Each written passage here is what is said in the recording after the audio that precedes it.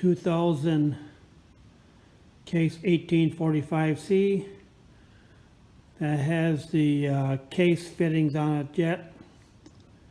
I am going to replace the case hydraulic couplers and replace them with a universal coupler for skid loaders. Kind of a easy fix to my problem I had. I originally bought a new case coupler thinking the problem was that the female coupler was bad, but case didn't tell me that that particular thing only fits on the 99 and 2000 case. There is a intermediate piece that goes from the steel line. You can see it hooks in to this one.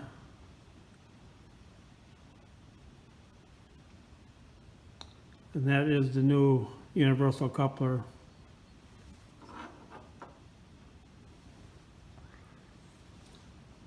I'll do the same thing on the bottom, on the male side. I do have a little issue with the bracket that holds this in is kind of beat up. This skid loader originally came out of northern Illinois. I'm in southern Minnesota. It worked on a cement crew for 8 to 10 years or maybe a little bit longer. So a lot of issues with it, but the case 1845C is an excellent skid loader. They're about 55, 60 horse, somewhere in there. About 1,700 pound lift on the hydraulic, on the bucket side. So I'll give you a picture when I'm all done.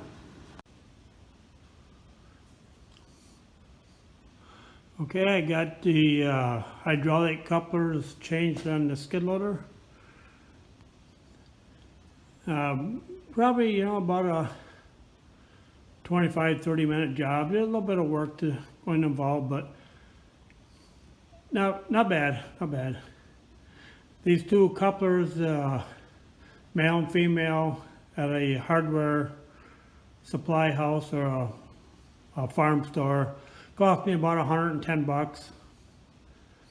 If you was to buy just the female from Case, like I did the first one, not knowing the difference, that cost me $115 all by itself. These two were $110 for the two of them. So we'll see how it's gonna work. I bought a 8-foot snow plow. All I want to do is wing some snow. Gets my snow plowing done a little bit quicker, hopefully. Never used one before. We'll find out. Always just use the bucket. Okay, here I have a Case 1845C skid steer. I had this machine several years. I've always known there had been a problem with the drive wheels on the left side of the machine. So I jacked it up today, and with it jacked up and a hand on the front tire moving it back and forth, I determined that there was something different, something sounding kind of different inside of the hub of the chain well. Now down here is a hydraulic motor that operates each set of tires on each side of the machine. I put my phone down inside of the chain well, inside of that cover, and took a little video of what it was doing.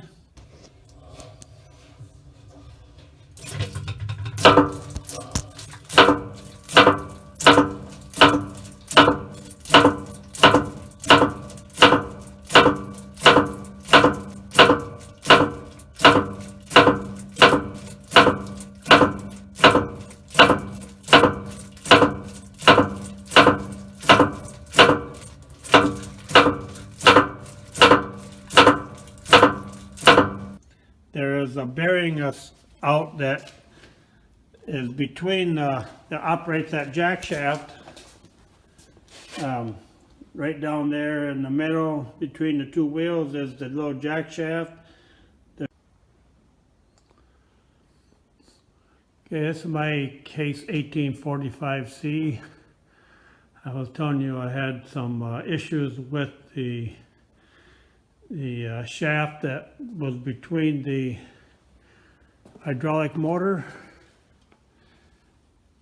called the cluster sprocket. Goes between the hydraulic motor and in between the wheels that actually drive. There's a 60 chain that runs to the middle, and then it's a 80 chain that runs to each wheel. I removed the wheels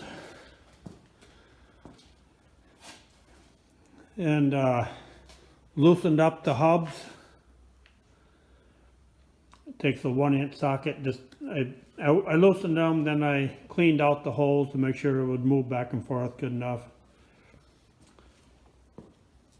And then I just started taking the stuff apart little by little. Have to kind of guess to see how it came apart.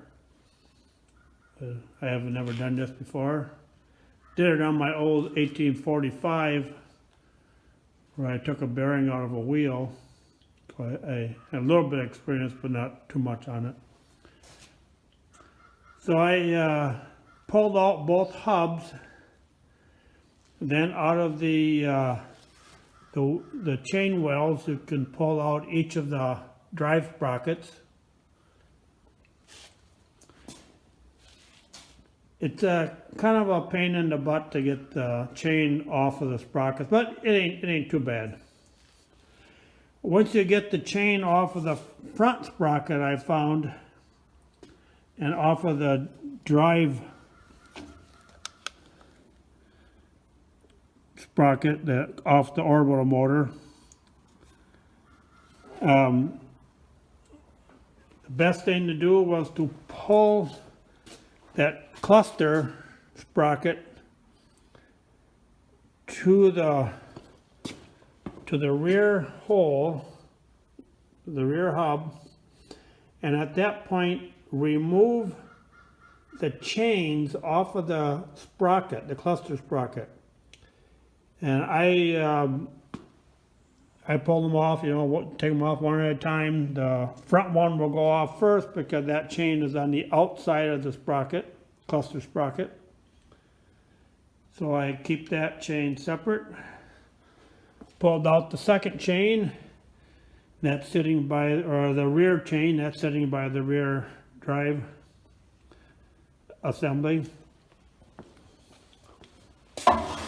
The cluster sprocket, that's what it looks like.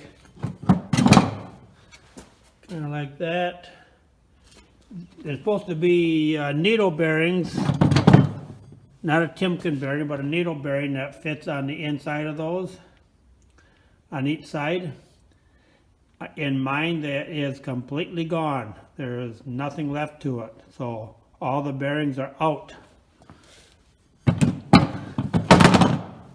You don't even see a spot for the bearing brace. That's gone. So I ordered a new one. I ordered it from an internet company, and originally came with the wrong size needle bearings. I called them up, and the next day they shipped those bearings halfway across the country, and they were in my house that following day.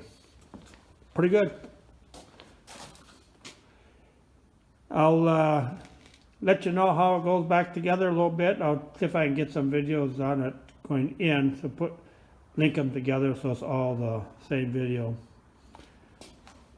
I will have to pull the inside cap off. It's on the inside of the loader. Get to that and see what that looks like. I was told there was a bearing on the inside. If there is a bearing, it is no longer. I don't see anything that looks like a bearing in there from the outside here. So I'll pull it off and see what it looks like and let you know.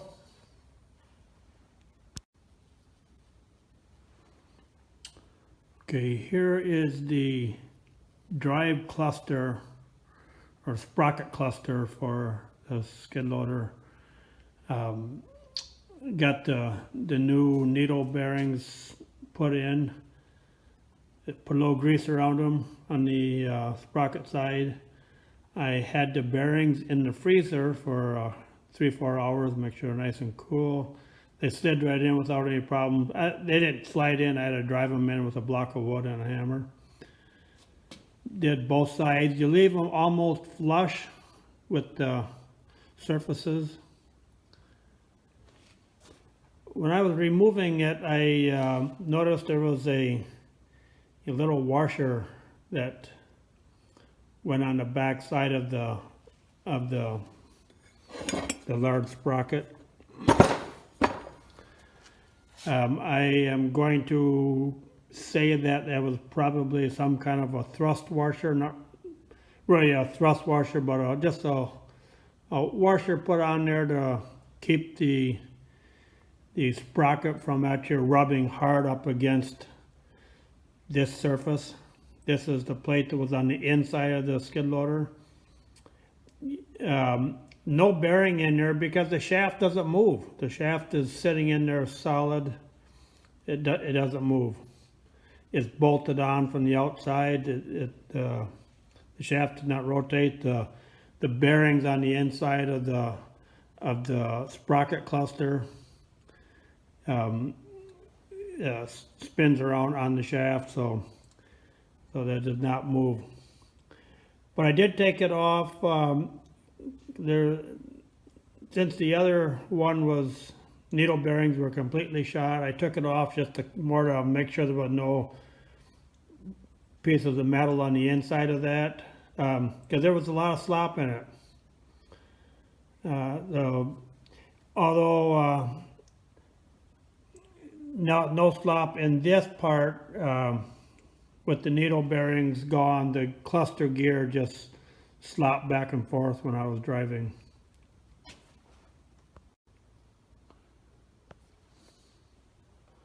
You can kind of see the drive cluster. I've got it dropped into the inside of the chain well. Sits right down inside of there. It barely fits. It does go in.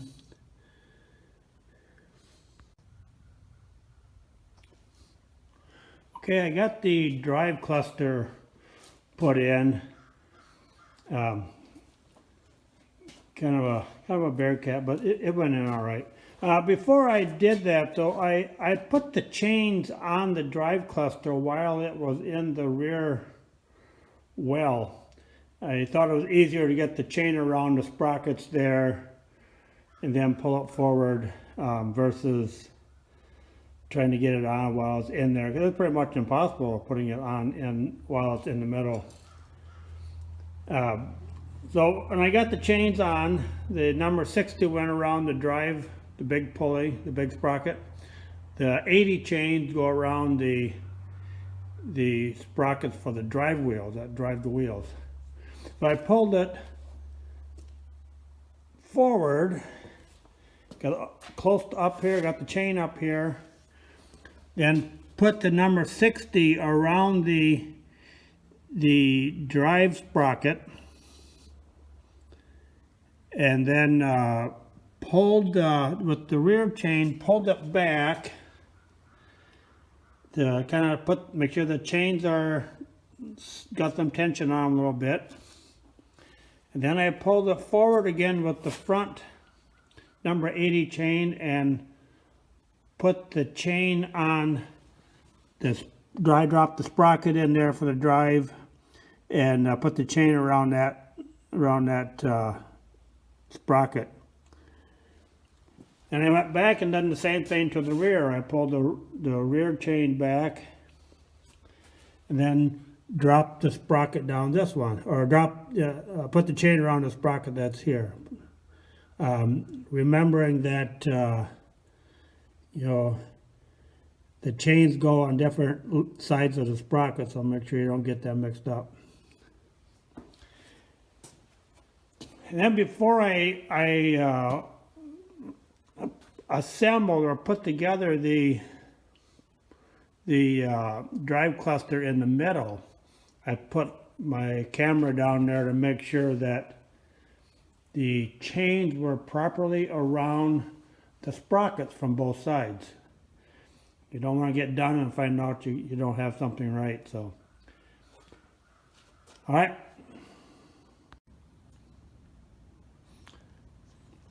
Okay, I did a dry run with the machine completely off the ground, off the floor. So started up, moved forward and reverse. Everything sounded good. Of course, the machine was running. I really couldn't tell, but no big noises, no big surprises. So I am going to be putting the wheels on and getting it back in order. I have been told, and I don't know why, but they recommend that when you fill these, you take the cover off of the front wheel well and put oil in that way. It calls for 5 quarts, but the chain runs in oil a little bit, so I always add 6 quarts, just be a little on the safe side.